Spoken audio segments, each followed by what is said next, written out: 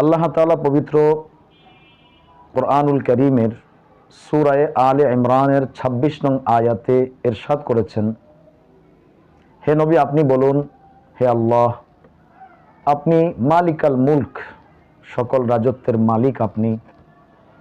তুতিল মুলকা মান তাশা, যাকে চান আপনি রাজত্ব দান করেন।